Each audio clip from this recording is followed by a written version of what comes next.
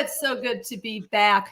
We have not had a podcast since the start of the school year. I think our last one was Madison Martin, our previous student that Keith and I have taught in Union County Public Schools. So good to see you, boys. Yeah, good to be back. Yeah.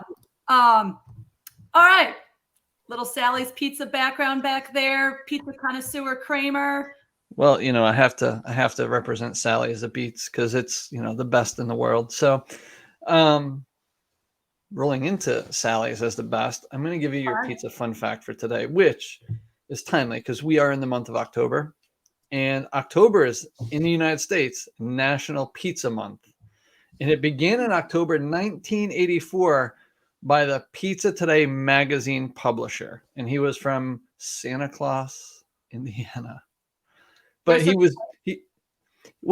was a magazine that he started, and he was trying to use it to drum up press for his pizza company, for his pizza palace, but also for his magazine. So he made it an official month of pizza in the United States. Gotcha. So October's pizza month. Pizza month. Right. And I do have a slice. And Keith, do you have Sally's up just to kind of I don't know, that our guest, thinks he's maybe from the pizza capital of the world or close to it? Is that one of the reasons why you have it? These guys always think that they've got better pizza than New Haven. And I don't know why they don't listen to Dave Portnoy from Barstool Sports, who has claimed it the best in the world. New Haven, hands down. You can go with Food and Wine magazine, but the last time I looked, nobody's really drinking wine. Pizza's not a Food and Wine magazine special. Concentrate on like fancy food, Top Chef stuff. Not pizza. Okay. All right. Well, I've been wanting to have this guest on for quite some time. And I'll share how we connected, I think last spring. Mm-hmm. And I remember telling you boys wow, this is a successful way, effective way to do online physical education and building those relationships with kids. We saw him present at the National Shape America conference, which was online. And can't wait to see him, perform in person at a staff development someday.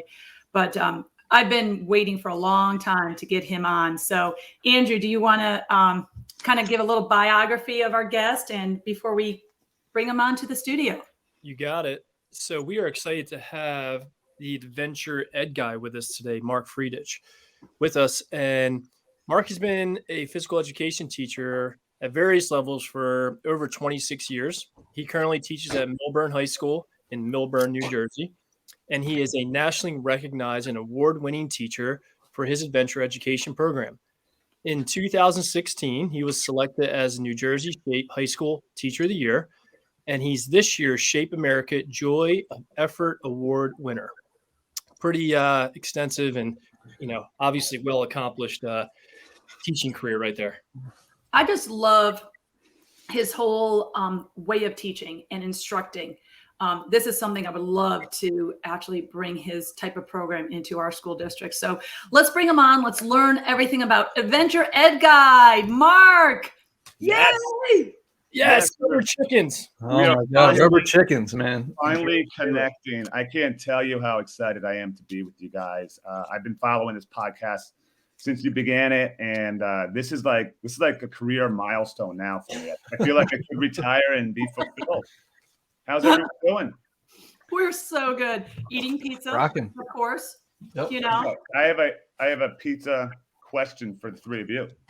Okay. I'm going to come ready to play today. What do you think is an adventure educator's favorite pizza?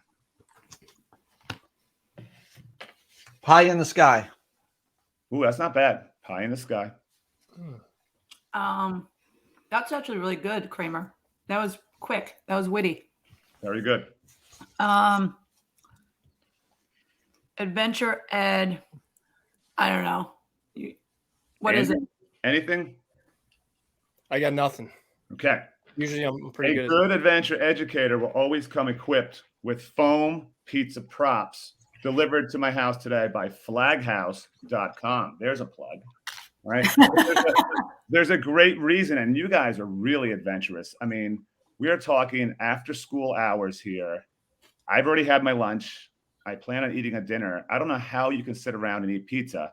But the other reason is too, we are now a gluten-free house. Okay. Gluten-free house. And if you've ever had gluten-free pizza, it's going to taste like this. So unfortunately, I don't have real pizza, but I have my phone pizzas because a good adventure educator always comes equipped with props. Fair enough. So have you tried the cauliflower yet? I have, but it's just not the same. But being in a state that does have the greatest pizza in the world, you don't want to substitute with cauliflower. Oh boy, this whole podcast can be about you and Kramer just debating over the greatest pizza. In fact, if we're going to do that, we might as well invite Chip Candy on because he's going to big words too. Oh my Lord. All right. So Mark, so glad to see you here. You and I got to connect virtually at like I shared in the beginning of this podcast, at the Shape America conference, and you did a no-touch team building session that I attended, and I was just absolutely amazed. I think I was, emailing you as soon as the session was over. I need to see all these resources. This is amazing. Because last year, everybody was just trying to figuring out how to do effective PE online, and most importantly, how to connect with kids online. And your whole philosophy, in my opinion, is connect before content. Would that be a little accurate? Connection before content is the way we rolled last year, and the way we are rolling coming out of the virtual model. It's infectious at Millburn. So that is my method for teaching, and that is what I continue to do. And I just find it's successful with adventure education and any program probably. So walk me through, like, how did you get into teaching? You said, well, Andrew mentioned 26 plus years. So why did you decide to become a teacher 26 years ago? I'm in year 27. I have a milestone birthday coming up in December, so I'm getting up there. But I went into teaching mainly because I was not, probably like many people out there, I wasn't the greatest student. And if I wasn't interested in it, I really didn't put much effort into it, which is kind of ironic because I won the Joy of Effort Award last year. But the one thing I did enjoy physical activity. I loved being outdoors. And, I knew from taking a couple classes in high school where you actually worked with young children in an early childhood development class, that was something I wanted to do. So I attended Montclair State University in New Jersey for health and physical education, and absolutely thrived in their program, loved it, knew that's what I wanted to do. And I came out and I started, I did 8.5 years as an elementary school physical education teacher at a wonderful school. And I gotta tell you, as an adventure educator, having the elementary school background is key because you learn how to frame games, you learn how to set up games, which games are good. You set up everything as far as just how to play and how to have a good time with your students. So being able to spend those years at the elementary school were invaluable as far as, were so perfect for me. But when I made the jump to the high school, I made the jump knowing that we were going to add this program a year later. So when I jumped to the high school, which is the neighboring town over, I knew this was coming. And that was something that I definitely want to make my thing. And we started out with 3 people in 2005, and now I'm the only one left. And one retired, and one just said, it takes up too much time and asked not to teach it anymore, which is fine, because if you're not 100% all in on adventure education, it really isn't going to fly. And you're going to be in for a long teaching experience. So you knew going from elementary to high school that they were going to have this adventure education, high, low ropes challenge courses before even signing up for the role. I did, because most people probably would say, why would you leave after 8.5 years? And to be honest, I had a great elementary school teaching experience. We had it dialed in, and we had it going on, my partner and I. So it was risky. Looking back on it, it was so worth it. And I never in a million years would have imagined any of this, as far as how big the program has gotten and how popular it's become in the school, or just throughout our professional learning network. Yeah. So I know we're going to get into like how it got all started and so forth like that, but did you have that adventure education background before coming to your high school? No, it's probably the most adventurous thing I did while at the elementary school was I auditioned to be on Survivor twice. And I knew, and we can show that video some other time, but I knew I enjoyed those type of activities. In fact, many of my blindfolded trust building activities I have gotten from Survivor, which is kind of funny. No, I just knew it was something I was up for. I've always been up for a challenge. It definitely interested me. And I had seen it in my old district, and I knew that Millburn was going to put it in. And I said, let me make this my niche at a new school. Because again, I had to regain my tenure, and I thought this would be a way to contribute to the school community in a positive way. So Mark, the three of us taught PE, right? Elementary PE anyway.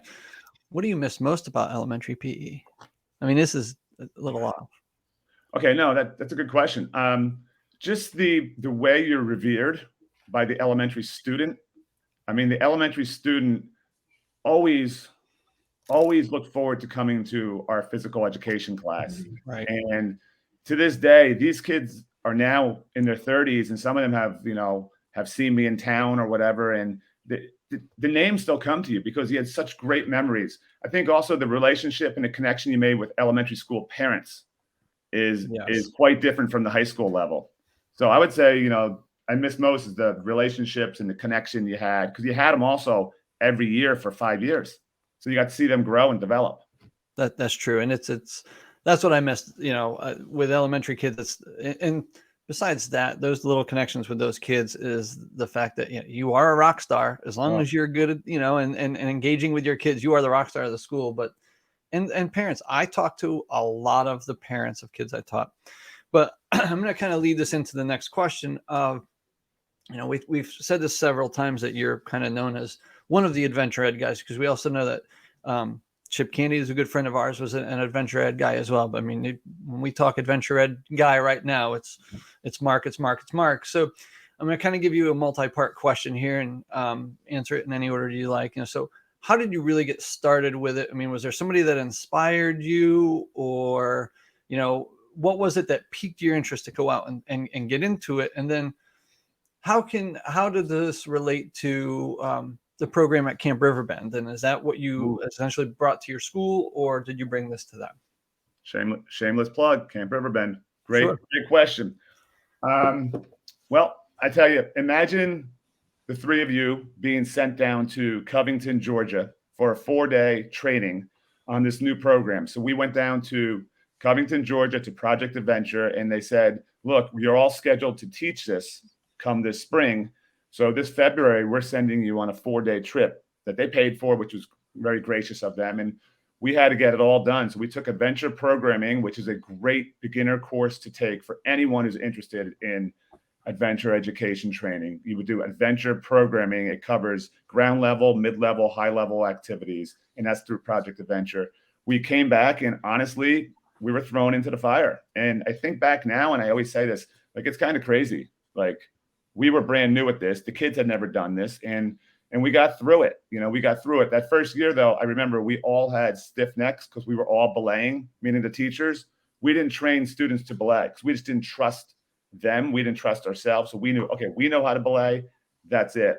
And then as things started to take off and we got comfortable, we started to ask for more things like, hey, instead of dragging all the equipment out each day across 3 fields, could you buy us a storage shed?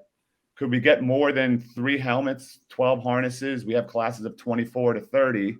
And they started to purchase more equipment. And then once that took off, I took a great, for anyone watching, I took a great online master's program from Plymouth State University up in New Hampshire on adventure education. And that was my aha moment where I said, this is what I want to do, because it educated me so much on technical skills and management of a ropes course, challenge course, on how to facilitate ground level games. I walked away learning so many games that I still do today. But more importantly, I made so many connections with phenomenal adventure ed facilitators, trainers, experiential educators. So that was my moment where I did the 22 credits of technical classes, and then I did my online education classes through Plymouth State as well. And when I walked away with that experience, I knew that I was on my way to really making this my passion and my career. And then of course, all summer long, I mean, you've seen me, I'm up in the trees. I'm working with little ones, which takes me right back to the elementary route that I started at.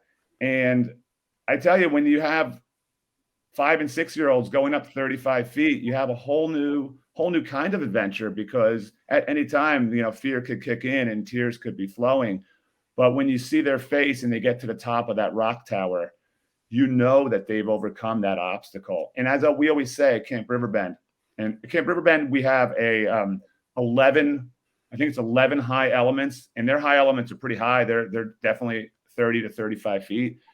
We always said we just don't want a camper ever going home not wanting to come back to high ropes. Right? When kids come to camp, we want high ropes to be the thing they're looking forward to, because we all know day camps offer up so many positive experiences, but anything could happen on a ropes course that could be a real negative. So that's kind of what I'm doing. 3 full marking periods out of the year in Millburn with the adventure education program, and then 1 7-week session over the summer at Camp Riverbend, which is a day camp of over 1,000 students right in Warren, New Jersey. So it's been a blessing. So I mean, we have we don't have it in our schools, but we have the U.S. National Whitewater Center here in Charlotte. So I've been up there many times where I've been on one of the ropes courses, and you do see some of the younger kids get out there because they think, all right, I'm good, and then they get out midway and then they start crying and break down. Now the worker has to go out and save them. So yeah, I mean, that fear is a real thing. So I get how that could be one of those. I don't want to say a pain point, but a nervous point, especially with little kids. Now, Plymouth State, is that the only adventure ed program in the United States? I can't tell you if it is or isn't, but I know that's the popular one that has teamed up with Project Adventure out of Massachusetts, and definitely they promote one another. But if you do Plymouth State, you can also take classes through High Five Adventure Learning Center, which is based out of Vermont. So I know the Northeast is a hotbed for training centers because they have 2 major ones right there, but they do offer programs all over the country. Perfect. I love it. Mark, just as a follow-up of, the exhilaration of watching some of the kids, overcome their fears through this, let's say going up to, what you call the high tower or the rock tower, something that you said on the high ropes course. This is a little off the cuff, but like due to all the mental health challenges that kids are facing these days, how was it this summer? Like when you see a child that overcomes their fear and then all of a sudden there's no better, I guess, let me word it this way. There's no better feeling than doing something that you were so scared of that you accomplished. What kind of feeling is that when you see that happen? Kim, it's a good point. We always, whether it's Camp Riverbend or Millburn High School, my philosophy, and I kind of brought this to Riverbend when I got there 7 years ago, is challenge by choice. If little Kim climbs up 30 feet up the rock tower and then her culmination point is zip lining, but she doesn't want to zip and she's starting to show panic, we can bring you back down. We can lower you back down. You do not have to complete it. So I always say, especially now that we're starting to climb at Millburn, you are trying to attempt as many things as possible. Doesn't mean complete them. If you only make it up 2 levels on our vertical playpen, you don't get up all 5 levels, we celebrate that and be proud of that. Maybe next time make your goal to go all the way up, but let's not focus on the fact that you didn't make it up. Let's focus on what you did accomplish. So we always encourage challenge by choice, whether it's camp or high school, to just push yourself to your honest best. And let's face it, everyone knows what their honest best is. Also, as a facilitator, you can see fear kicking in prior to. And someone taught me a long time ago, it's kind of like telemarketers. Telemarketers really shouldn't hang up with you until they get 3 no's from you. So if Andrew is climbing, I say, Andrew, do you want to come down? Or he says he wants to come down. I'll try to encourage him to go 1 rock higher. And he might say again, he wants to come down. Oh, Andrew, just go reach for the orange one. And then if he gives me a 3rd no, I will stop and I'll bring him down. That's just my personal belief. I learned it a long time ago. I like it. You don't give up on them right away because sometimes they need that push. And that push is just the one thing they needed to get them to the top of the element. I just can't imagine like having this experience or having this opportunity that your students have. What better way to overcome some of the mental health challenges that we're facing? I mean, like I said, when you accomplish something that you didn't think you could do, that self-reward, internal reward is just amazing. It's got to be exhilarating for them. It's got to be like, I don't know, you feel like you could handle any kind of struggle. You know, And it then was the fun. celebration, right? You said that you celebrate at the end, like, so that team unity. So do you just see where the students just come all together and just embrace one another? Absolutely. There's always that point at the end when the climber comes down off the high element 30 feet and they have to get unclipped by the belayer, which is a student, a classmate, that you normally would get that high five, fist pump, elbow nowadays, and you get a nice compliment. Thank you so much. You did a great job. And it's really nice to see, which is why the team building piece is so important for the first 3 or 4 weeks. You know, that getting to connect and getting to build those relationships is important. So you actually are vested in each other. Oh, that's a good point. Invest in each other. I like that. I was saying today in my afternoon classes, I was saying, you know, it's funny because we had PSATs yesterday. Mm-hmm. Some kids are doing standardized testing makeups. And, you know, everyone has AP this, AP that, high academic classes, or just everyday stress. But the de-stressor is coming outside for adventure education. But in adventure education, now you're going from academic world to climbing 30 feet, back down to walking back up to another academic class. So what does that bring you in your day? It brings you relief, hopefully enjoyment, pleasure, a unique experience. And a lot of kids will tell me it's stress relief. Yeah. So I'm going to add on something that Kim, you know, before I get to the next question that Kim was talking about what would you say your greatest success story or funniest story you have with your program?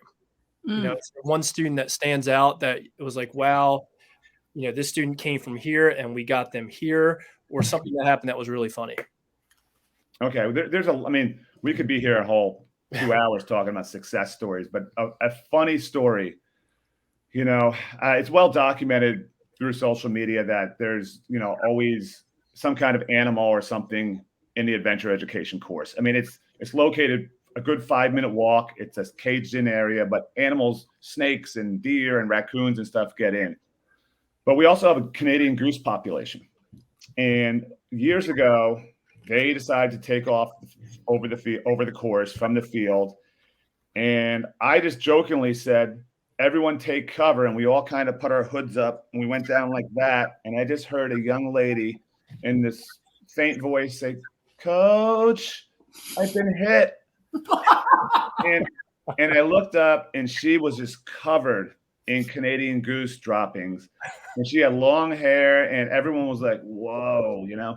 And so I sent her to the nurse and the nurse took a comb and combed it out and sent her back to class. And it turns out she was the Board of Education's president's daughter. And luckily I was nervous about that. And I said, luckily it wasn't anything I could control, but the board president's daughter got bombed by Canadian geese in my class. And that was pretty funny. Coach, I got hit. Yeah, her voice was like, "Coach, I think I've been hit." Yeah, so you know, things happen. Yeah, they do. Yes, they do. In one of your Twitter exchanges, you mentioned that Chip Candy, you know, is one of your mentors. And so can you tell us a little bit about that mentorship and what it's like being mentored by, you know, one of the GOATs of our profession? Who? Chip Candy. That name doesn't ring a bell. Let me see. Of course. He's not from your home state or anything. No, you know what? Okay. He's the individual that hasn't called me back in 2 weeks, but there's a reason. He's dodging the Dallas Cowboy fan because his Eagles are just sputtering along. Well, so he's avoiding me. So listen, I'm wondering how long that would go. Chip Candy, if you're out there and you're watching this, I'm retired now. Please give me a call. I have a favor to ask of you. So Chip Candy, wow. Yeah, if you're from New Jersey, that name resonates for you as a physical education health teacher. It started for me when I was in undergraduate school because you would go to New Jersey AFERD, now Shape NJ conventions as a student. And you just knew back then that him and, of course, John Smith, Mm-hmm. who made up the Jersey Boys, or part of the Jersey Boys group back then, they were the rock stars that you wanted to see. And you quickly learned that they were the line dance guys and the pool noodle guys. And as an undergrad, that stuff was awesome because you wanted to try all of it. And I always respected Chip and John, that they were the Flag House guys, and I've done work for them. But it wasn't until I did my adventure education master's program where I rolled into a local school, to do a project adventure workshop, and lo and behold, Chip Candy's there. And I was like, "What are you doing here?" He's like, "Oh, I'm an adjunct for Project Adventure." Now, I was not. I have the credentials now, but I was not looking forward to spending a whole weekend doing this. And when I found out it was Chip Candy, my whole mindset just changed, because I was like, I'm going to absorb as much as possible from this legend. The way he delivers things in a presentation is amazing. And I want to be the same kind of presenter, because I've never seen Chip Candy or John Smith, when they were the dynamic duo, have an empty room or have anyone walk out on a presentation saying that was awful, that was just a waste of our time. He now reaches out to me, and I help him out with some presentations. I've helped him out with his Rowan University students during virtual learning. Mm-hmm. We become friends, but I got to tell you, that friendship really, and not to get off topic here, but that friendship really showed itself. I was up in New York State AFERD back in 2018, and I had 2 workshops I had to present. And that morning there was an accident at my house involving the oven and the gas with my wife. And it was bad, and everything worked out down here. But I saw Chip when I was getting breakfast, and I said, "Chip, I got to present, and my wife is off to the hospital." And he looked at me and he said, "Give me your presentations. You're going home now. I'll do them." And I said, "No." I said, "Chip, I don't know." And he's like, "I'll just do them. I'll pick them up for you." And him and John picked up my workshops, and they ran them like that. And I was so grateful, because people were reaching out to me and asking, but not everyone would do that. But, that's the kind of guy Chip Candy is. He's a good friend of mine now. We bust each other about Cowboys and Eagles. But I continue to learn from him. And there's so many valuable things so many teachers in New Jersey and worldwide have learned from Chip. So he definitely is the GOAT. Well, it's not hard to pick on the Cowboys, if to be honest. So we'll just go with that one. But wait, I want to go back to that story. It's amazing. Because, people in this PE world, they know what if they probably seen Chip present, and he's a great storyteller, and how he, not only do I watch his activities, but I watch how he presents the activities. Yes. It's an art. But I've never heard that story about Chip, that just taking up your sessions. But I bet you there's several people out there that have a Chip Candy story, how he reaches out and genuinely cares. There is so much, and the boys have heard me say this. We're in a world that there is some fake hustle. I'm just going to put it out there. Yep. And you can really spot somebody easily who is very genuine and who is really in it for the right reasons. Chip Candy, you had that, life preserver thrown at you. Oh. They took those sessions, and it was genuine, and it came from the heart. And then, he was calling me. We just talked to him on the phone yesterday. He just wanted to say, hey, because this is not a plug, but I, did the Boston, and he just wanted to reach out and to say, tell me everything about it. It was because he was genuinely interested. That's Chip Candy. That's the art. So I just, that's a great story, Mark. Thanks for sharing that. So Mark, I'll tell you a story about those guys, right? Now, you were right. Nobody ever leaves a Chip Candy John Smith session and says, I had a bad time. But if you can find somebody like myself who has left one of their sessions with void across the head because John Smith spiked the volleyball in your face and started laughing at you. At 9, was it 9 Square? Mm-hmm. Yeah, it was up at the PE Institute. The PE Institute, and we got into just talking some trash, and he spiked that ball in my face twice in a row, and I'm like, all right, look, what did I do to you? But it was the highlight of the thing. Yeah, John, he retired from presenting February of 2020. Yeah. I mean, did he get out at the right time or what? That's right. Yeah. Those guys are awesome. They'll always be awesome in my eyes, and Absolutely. Yeah. I can honestly say I love both of them. Mm-hmm. Yep.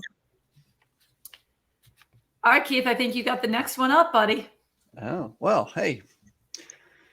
So we saw you teach at I don't know, I think you had this one with liability, my friend.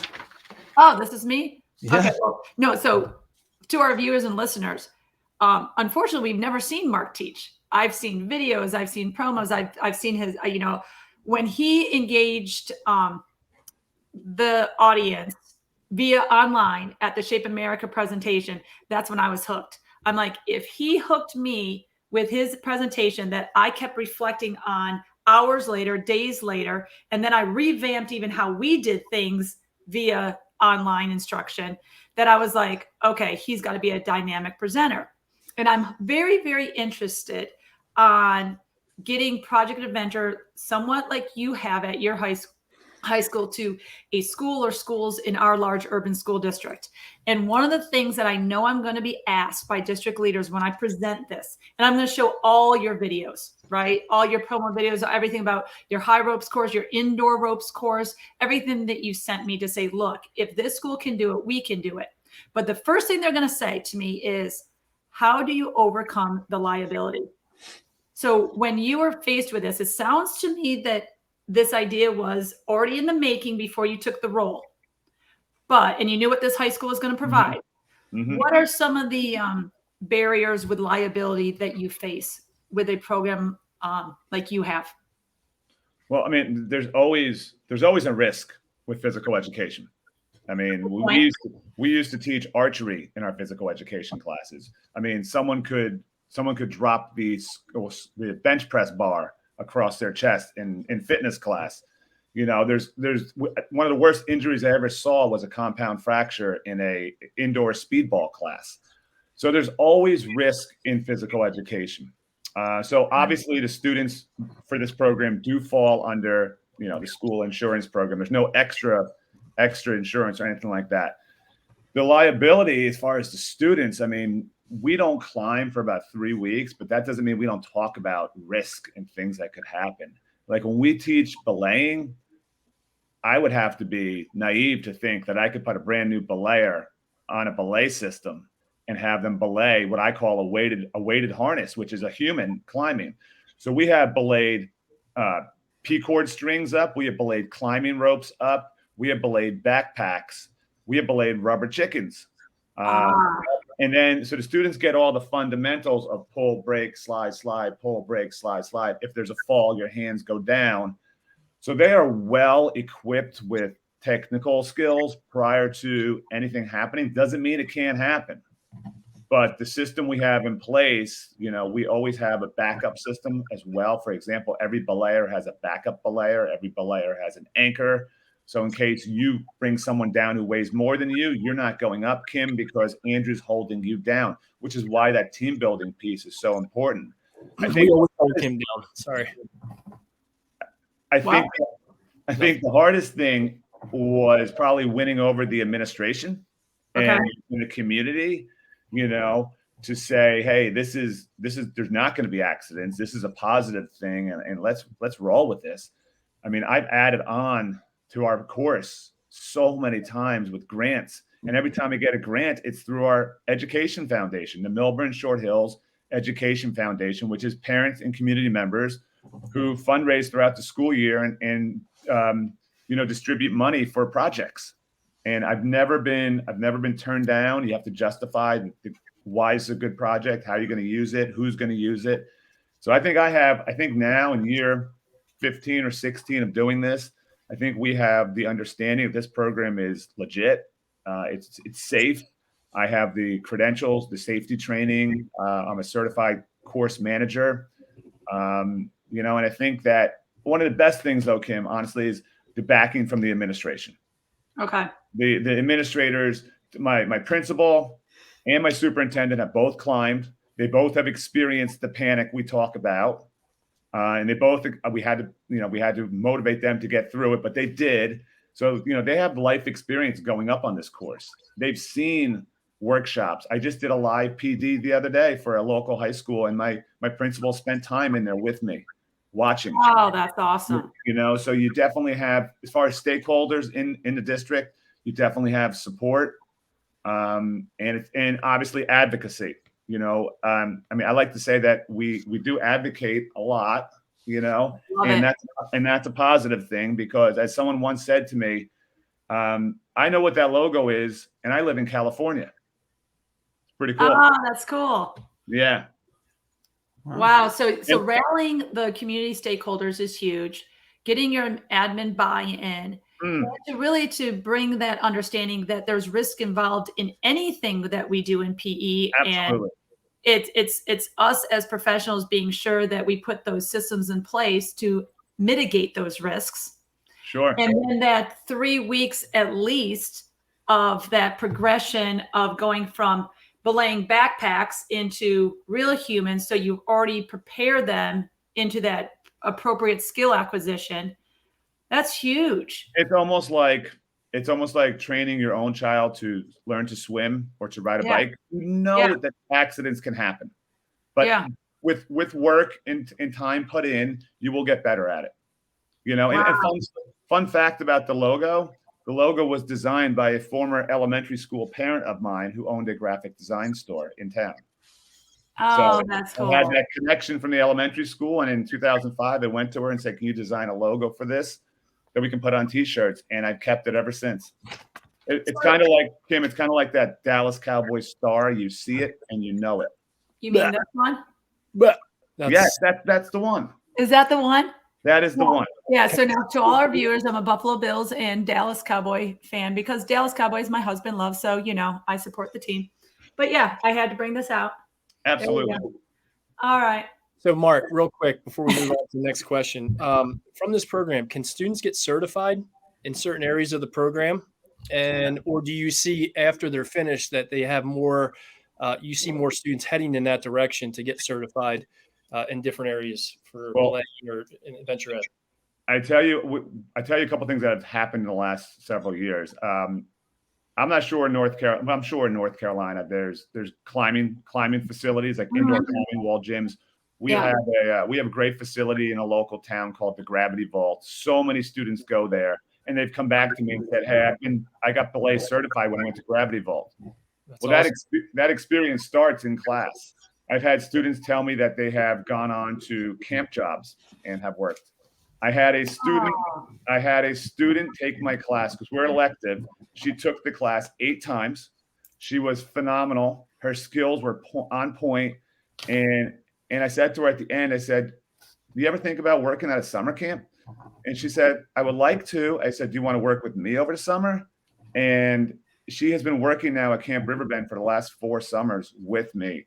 And she is amazing. I think the hardest challenge for her was the whole first summer. She called me Mr. Friedrich.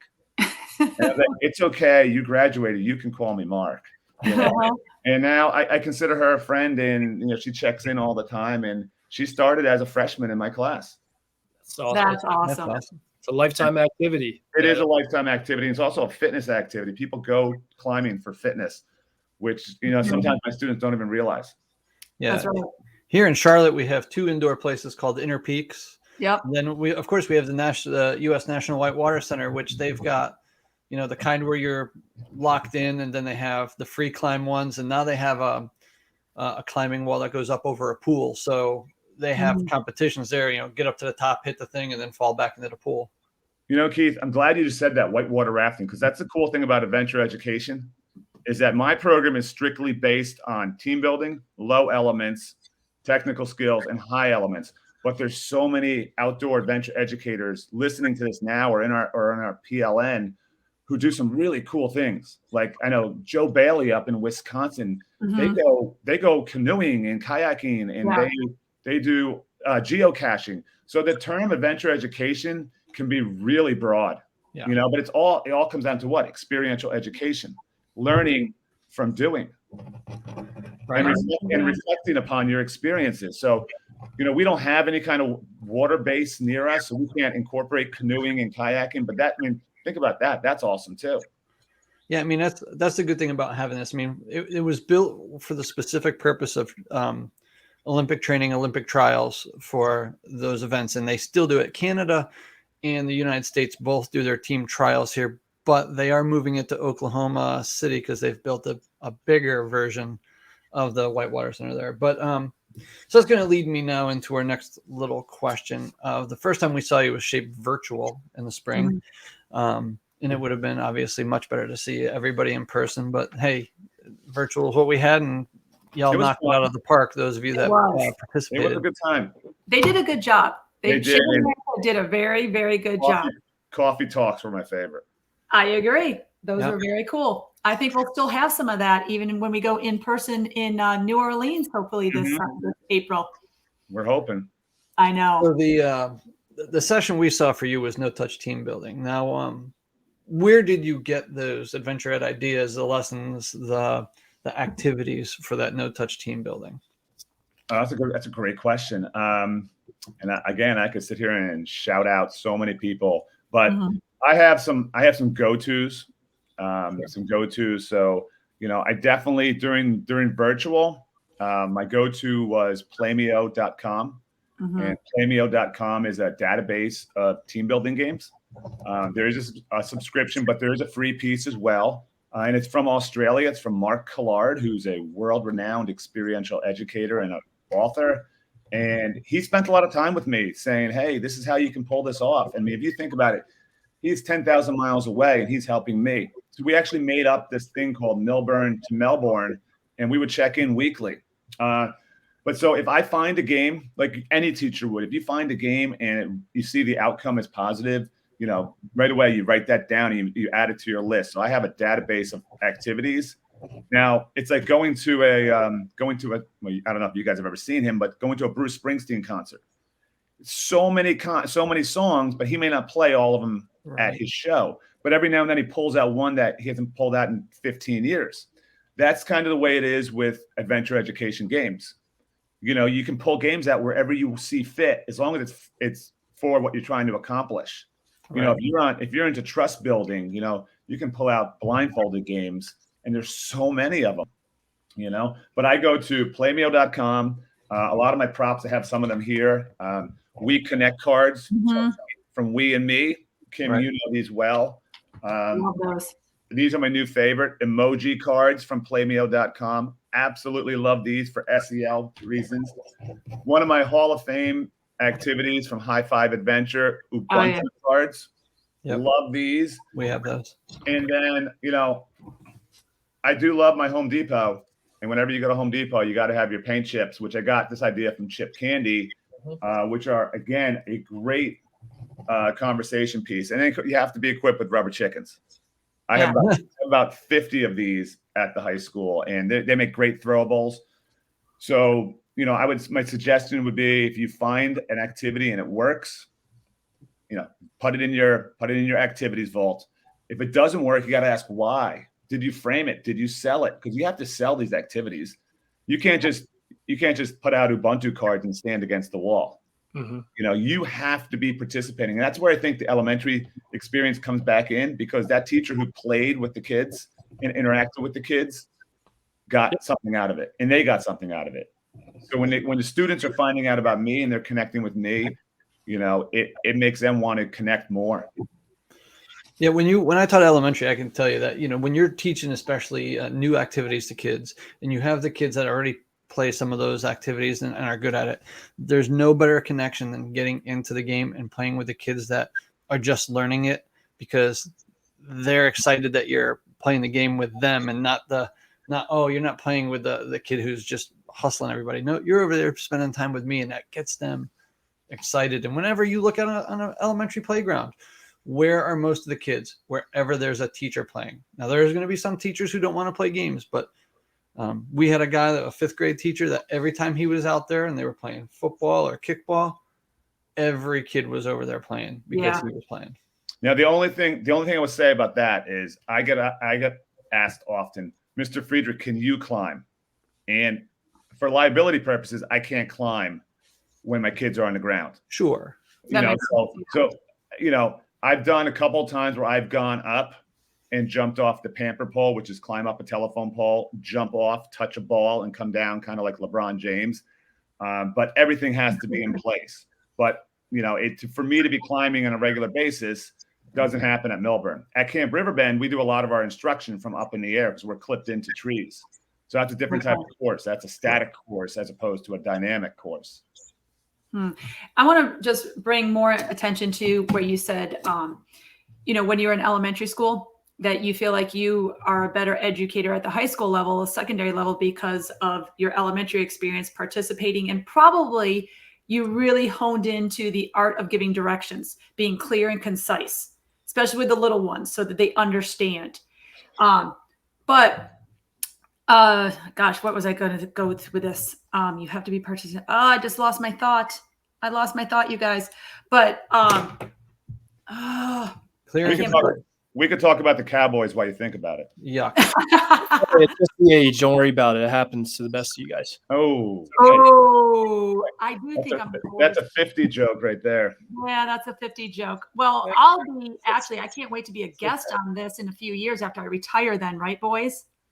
What makes you think we'd have you back? Here's my question. Okay, whether you're a health or PE, right? You said that you have to be engaged with the kids, right? So a lot of what I do is write curriculum. I write curriculum a lot. I love it. But when people see the curriculum, they're like, they expect the curriculum, what's written, to instruct the lesson, to deliver the lesson. That's not true. Here's a curriculum that you can use, but it's your teacher moves, your discretionary plays that lift up that content that's written into processing. So even health educators, let's say you're teaching a unit on vaping or alcohol or, relationships or assertive communication. It's you as the teacher that has to bring that conversation into the classroom, not just what's written on that paper. Into the curriculum. So it's like what you see on the written thing, it's not going to deliver the lesson. The teacher delivers the lesson of what is written, and then how you deliver it, Mark, is going to be differently than how I deliver it somewhat, and from Keith and Andrew, because we bring our own little twist to it. Absolutely. And I've seen that happen with adventure education games. I can do a game and I know the backstory. I know how to frame it. I know how to play it up. Yep. And then, especially at the summer camp, someone will say, hey, can I do that game? I go, first off, it's not my game. I got it from this person. So absolutely, you can use it. I don't own it. And then I'll see it, but it just lacks enthusiasm. It lacks meaning. And the kids are like, this isn't any fun because you're not delivering it with passion, with heart. Right. Or they just don't, they don't have the skill set yet. Yes. And so there's a skill in the art of giving lessons, like the delivery part. That's where especially virtual lessons. Yeah. I mean, I saw with my own 3 children. I have a high schooler, a middle schooler, and an elementary, where they were sitting there and they had that look on their face, and the teacher was like, it was like the teacher and Ferris Bueller. Yeah. Just delivering that, and you're like, be more creative. So when I had my students last year going around their house with knots tying into different things, something you cook with, something that's living, something that you relax on. I mean, and the kids were running around with their cameras. It was great. They loved it. Or bring your pet to class day once a week. Oh, that's cool. Yeah. And again, you just had to make it fun and enjoyable because that's what it was about. Yeah, very much so.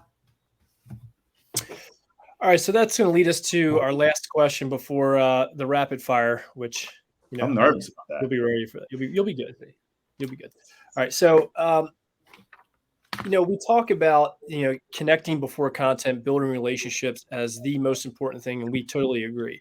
And one thing that you've inspired us to do too, from seeing your no-touch team building, was to purchase the connection toolkits and to build our own presentations. Just get off of those ideas where now we run a program called SEL Playgrounds as one of our presentations, and you just inspired us. But the connection piece is so important, not only with students, but with teachers. And that's the one thing I think that gets missed too, is there seems to be disconnect from administration to teachers at times, where we're not really building relationships there either. So it's building relationships throughout the whole school community, not just with students, even though that's a really important piece from the teacher standpoint. But can you elaborate more on why that is so important and such a valuable piece? Sure. I mean, connection before content. The beautiful thing about that is there could be a science teacher out there listening to this, an English teacher, and they could definitely relate to this. You hit on it right away. Number one, it builds relationships. All right. So you're building relationships amongst your classmates. You're building relationships between your classmate and your teacher. How often do students not know anything about their teacher? Because teachers don't want to give away any personal information. Mm-hmm. I'm not asking you to give away social security number, but it's nice if they know your pet's name, if they know you're a fan of a certain sports team, you like a certain food. There's nothing wrong with that. It's going to make all your content richer. So when you do get into, like when I teach health, you have to connect early. So when you get into those serious topics like suicide, depression, mental health issues, they feel comfortable, comfortable opening up to you. If they can open up to you, you're going to get way more out of them, and it's going to be more meaningful for them. Building trust is always huge. You want them to be able to come to you for other life experiences and come to you and tell you if they have a problem, but if they don't trust you because you don't connect with them, you're that last person they couldn't trust. And, they're feeling that void, and they're feeling empty in their moment of need. Kim, I mean, the SEL benefits, and we can go on forever as far as building connection, what that does, especially last year, participation barriers. I wanted my students opening up their microphones and talking. And when I said, everyone open up your mics, we use Google Meet. So when you open up your mic, the light was green. I used to say, light them up green. And they just knew everyone had to open up their mic. And you might have teachers saying, what are you, crazy having all the mics open? But we set up standards and parameters. Like when mics are open, you have to monitor your noise. But then we would pass it around with like a whip around or a reconnect question. So, participation barriers were gone. And lastly, I think it's important, emotional safety. I always talked about physical safety in the venture education, but in last year, unless you fell out of your chair when you were at home and hit your head on the desk, you weren't really going to get hurt, but you could be easily emotionally hurt. You made a comment, someone in the chat put something bad, someone mocked you, and we always talk about, physical safety and emotional safety are vital. So, I mean, right there, connection before content proves, it's worth. I love that you brought up that emotional safety piece. Yeah. That is huge. Yes, it is. Wow, I like that. And in our SEL playground too, a lot of school districts across the nation, I'm willing to bet used, some of their, I don't know, maybe federal funds to local funds to purchase social emotional learning curriculums, right? And those are like curriculums at morning meetings, and those are all great. Class meetings, those kinds of things. But the piece that I think sometimes is missing in those is what you are all about, Mark. We cannot fully address the students' social emotional learning needs unless we address their physical needs as well. Yes. So, and you're going to teach that emotional safety piece through that physical safety piece together. And another thing that I've also want to bring attention to is sometimes even in districts, they carve out 15, 20 minutes of instructional block time to say, this is SEL time. Folks out there listening, SEL is every minute of the day. It's how the teacher smiles at students. It's that even, the nonverbal language that we provide. SEL is everywhere all the time. And I love that you brought up that what you do too, maybe you even just go on playmeo.com. And this again, guys, we're not sponsored. We're not doing plugs for anybody. We're just giving our go-tos. But that playmeo.com, when I look through the hundreds of activities and tutorial videos that they also provide, that any teacher can pick this up, ELA, science, math. What better way to start a school year just doing those You don't have to be a physical educator to connect with kids through these type of activities. Start that out in your physics class. Start these out in your general ed 2nd grade, 3rd grade, 4th grade class. It's so important because they feel like, well, if I don't get to the curriculum and the written curriculum right away, then I'm going to have this learning loss. No, you're not. You're going to have learning loss if you don't connect. I know everyone last year was so concerned about content and curriculum, and that's not. I mean, that is important, but make it fun and make it enjoyable. When my students would sign off and they'd give you a thumbs up, or they'd say goodbye, or when they were willing to come on early, that was awesome. Like, I always made sure I was on at least 5 minutes early, and I'd just be sitting. I was sitting right here, and I'd say, "Hey, got your coffee? You know, how's it going? What are you doing today? You know?" And I never had that. You know, okay, it's now 8:01 and no one's here.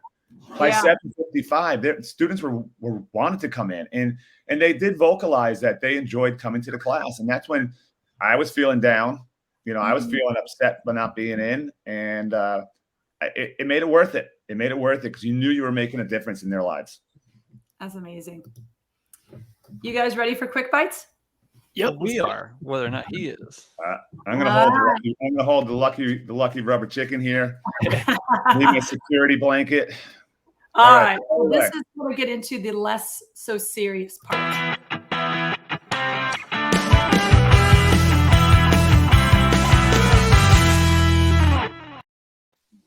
All right, Mark. So this is the fun part of the show where Andrew and I get to fire questions at you to answer them as quickly as you can. You know, we can always come back and talk about one or two in greater depth.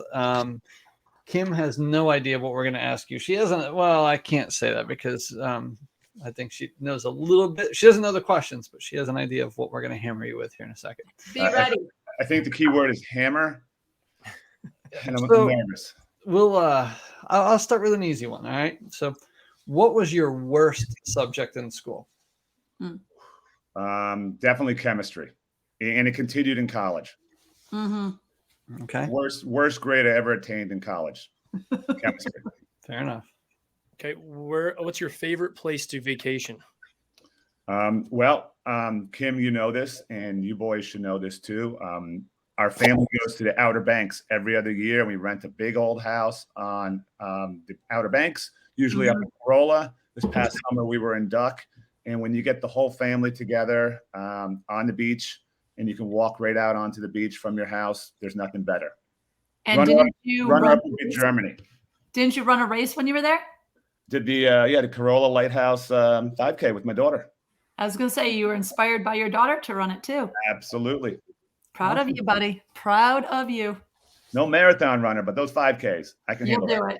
You just need 18 weeks. 18 weeks of dedicated training. That's all you need. Right. Yeah. All right, Mark. So, if your life had a mascot, what would it be?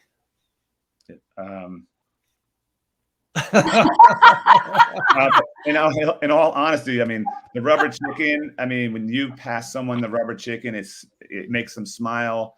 It's symbolic of fun. It's symbolic of what I do. So, you know, I'm gonna say the rubber chicken, but also I'm gonna say the Dallas Cowboys star because I've been a fan for so long and I'm so loyal and I put so much into it.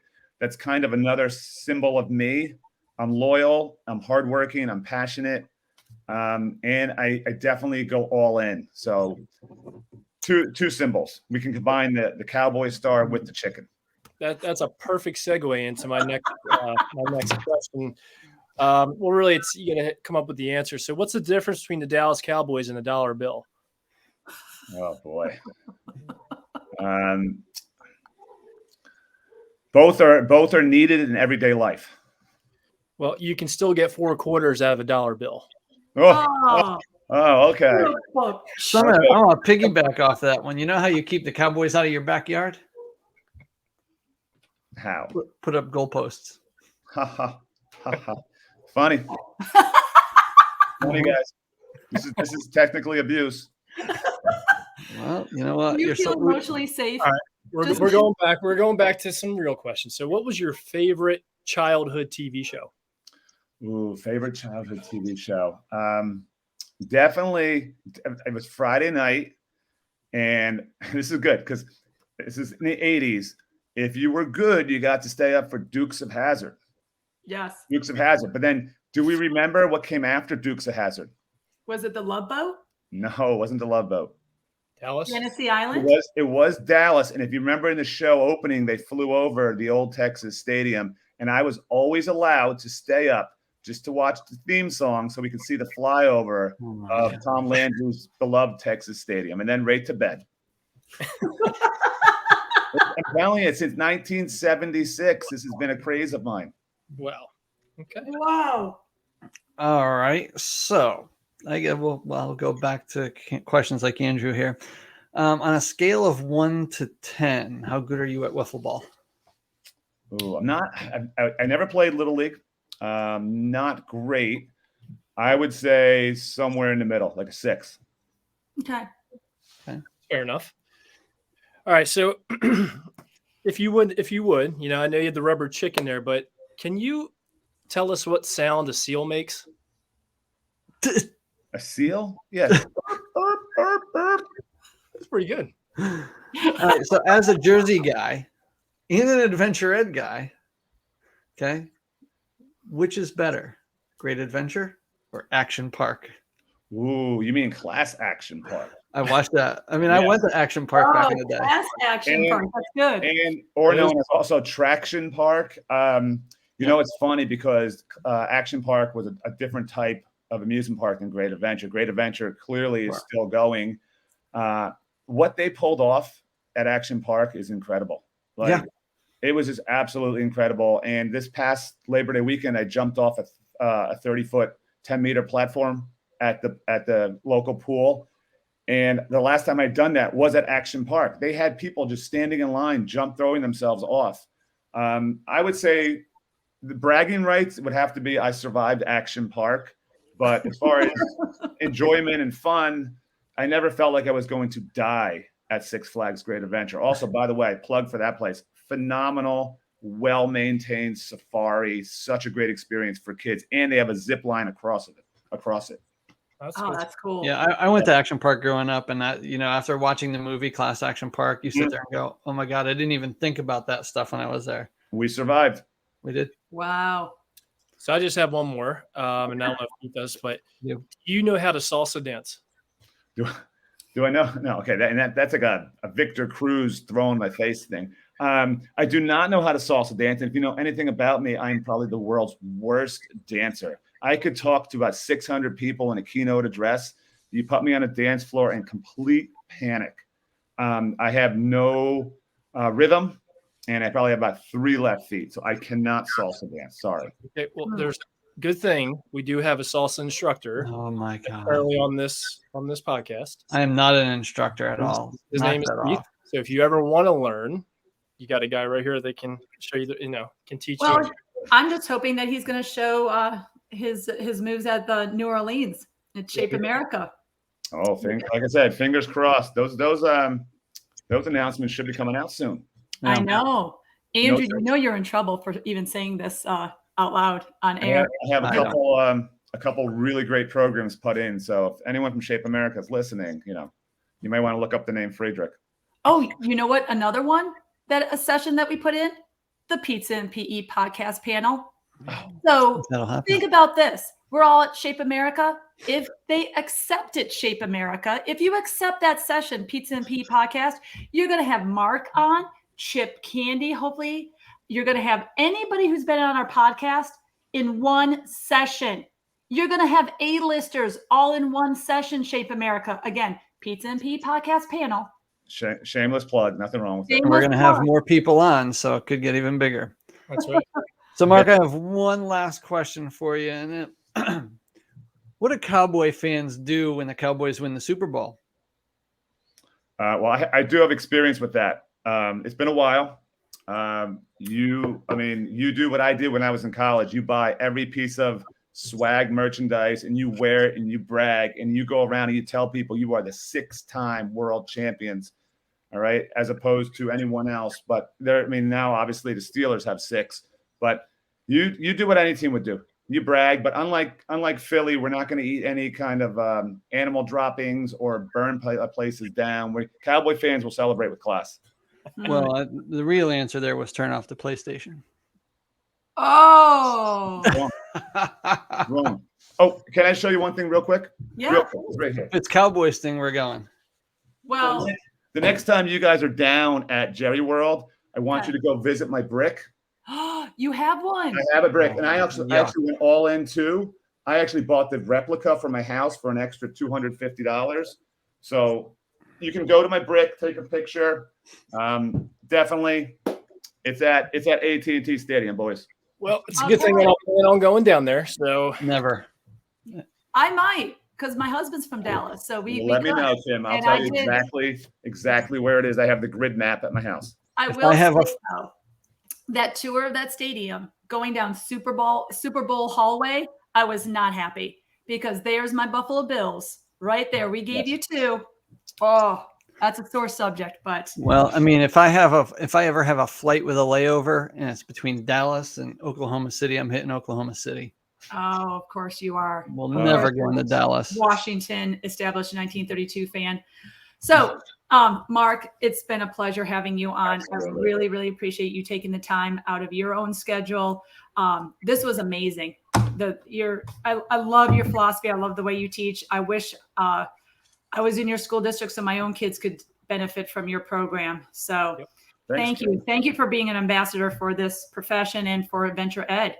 So Hey, You thanks have for having me. Thanks for Yeah. having me, and enjoy the rest of your afternoon. And hopefully you have some room for dinner tonight. I know. Well, mine's all coming up because of all this cowboy talk, so I'll have room. Foam pizzas. I love it. All right, Mark. We'll see Thanks, you Mark. later. Thanks, Bye. guys. Hey, Mark. Take care, Bye. everyone. Thank you. Bye. Woo! You guys, that was amazing. So, okay. Now you know why I was dying to get him on, this podcast. Just, reflecting some of the things that how he teaches, the style he teaches, where he got his training, etc. But this is the part where we give our aha moments. So can I go first, you guys? Sure. Okay. So one of the things that resonated with me was that they do not, they teach all the students. He teaches the students all first how to belay first, right? Without, having the kids go up, they do weighted backpacks, weighted things, right? But one of the outcomes of this experiential education and adventure education that Mark delivers is that it teaches students how to be in the present moment.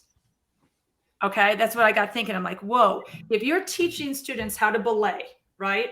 You have to be so focused. You have to be in that moment for safety, right? I mean, even the person who, like, for example, if I'm belaying, that Andrew's also my safety net, who's also holding onto the ropes. Now, anybody who's listening to this, I have no experience in climbing, so I'm not sure if I'm saying this right. But you just have to put the phones down. You can't be distracted. It teaches you to be in the present moment, which that's one of those learning outcomes that I think is maybe not seen like right away, maybe for some of those who are making the decision to whether you're going to launch a program like this. But to teach students to be in the present moment is such a skill that they have to learn, that this really does it for them. I love that part. That's something that I wrote down, was like, okay, venture education teaches you to be in the present moment with others. Well, and then also too, just the hands-on approach of them learning a new skill. Right. The only way you're going to truly learn it is to be in it and to do it, and the way Mark delivers that, he makes everything so meaningful. Mm-hmm. So these kids understand the outcome, but also understand the connection to it and why it's important. Right. So again, like one of mine is something we talk about all the time that we really got from listening to him, is the connecting before content. Yeah. That is such a huge, the most important thing you have to do as a teacher, first and foremost. The idea of attempting doesn't mean you have to complete, but just try, right? Just try to do something, get a little better each time. And over time, the more you practice something, you're going to get better. And that's what we try to teach our kids. You're going to fail at things. It's okay. Failing is part of learning. the more you do it, the better you're going to get. And once you do reach that milestone or you reach your goal, just how more meaningful that is. And I think what he does really teaches that skill and takes it to a whole new level. I agree. What about you, pizza connoisseur, Kramer? Well, I've got two ahas about Mark, and I'm going to say this with all due respect to Mark. He's an amazing guest, amazing teacher, horrible sports fan. Horrible, Mark. I still love you, though. You're doing a great job.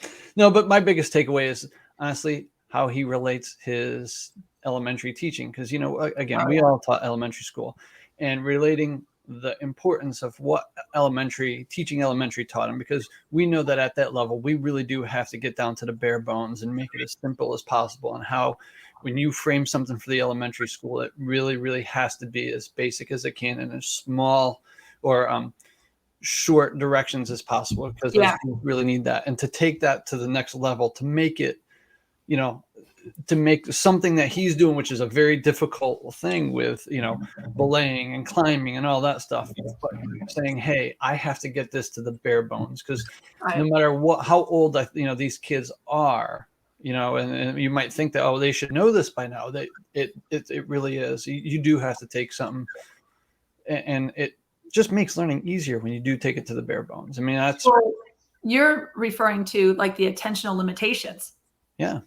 Being sure that you're being mindful of the attentional limitations of whether it's a younger student or older student, they still have attentional limitations, and to adhere by those, or all you're going to hear is wah, wah, wah, wah, wah. Well, but again, it is taking a skill and breaking it down to the most basic level, right? And for something like adventure ed, there's nothing that we really do teach elementary, middle. I mean, a few things, but nothing that really teaches you for belaying. So it is like a new skill for those kids for sure. And there's a lot of liability and stuff that has to go into it. So you have to break it down to the most basic. And that's what I loved about elementary too, is just having to go real easy and seeing the light bulbs. And I'm sure he sees the same light bulbs with those high schoolers when they're doing this. And it's an awesome thing to see. I just love the fact that they can overcome some of their fears by doing something that they did not think that they could do.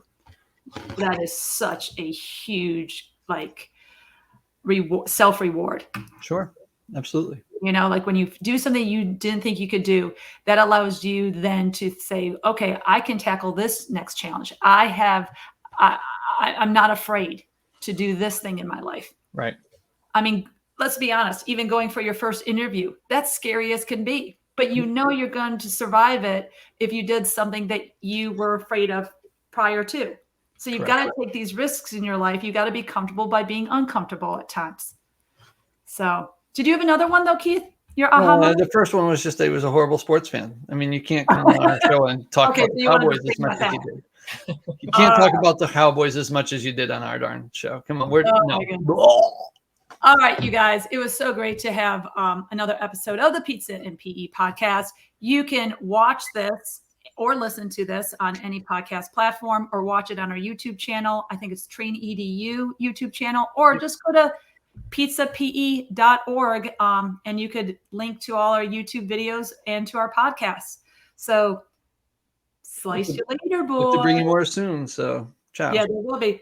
Slice you later.